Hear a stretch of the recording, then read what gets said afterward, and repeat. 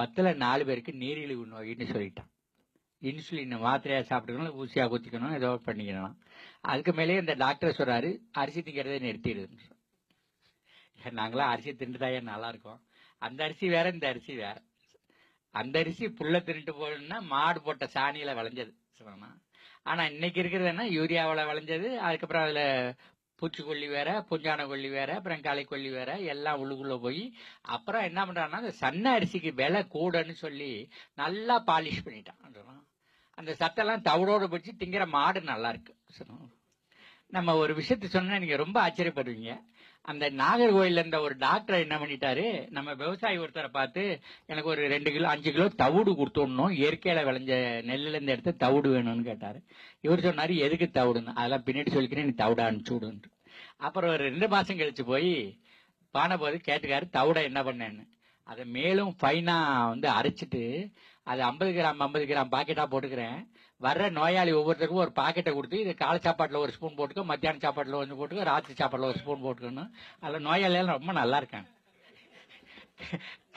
கைக்குத்தல் அரிசி சாப்பிடுறது சொன்னா அது எப்படி இருக்கும், அப்படி இருக்கும், இப்படி இருக்கும், எங்க கிடைக்கிறதெல்லாம் கேட்டுக்கு இருக்கிறாங்க.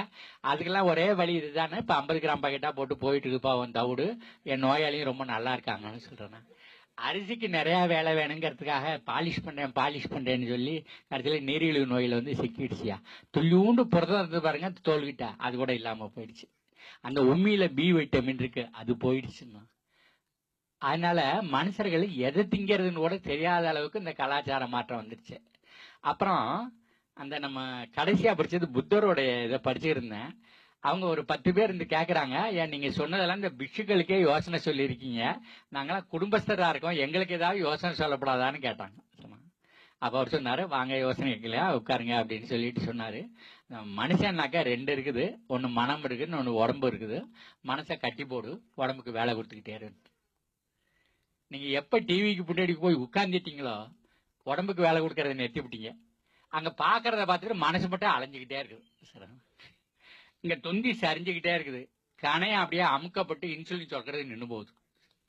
அதுக்கு பதிலாக தோட்டத்தை இயற்கை வழியில கொண்டுட்டு வந்தீங்கன்னா டிவியில படமா பாக்குறது போல நீங்களே ஓடி பிடிச்சி விளையாடலாம். புருஷ பொண்டாட்டி எல்லாம் பிள்ளைகள் எல்லாம் விளையாடலாம். உடம்பும் நல்லா இருக்கும், மனசும் நல்லா இருக்கும், தோட்டமும் நல்லா இருக்கும். அப்படி இயற்கையை புரிஞ்சுக்கிறது.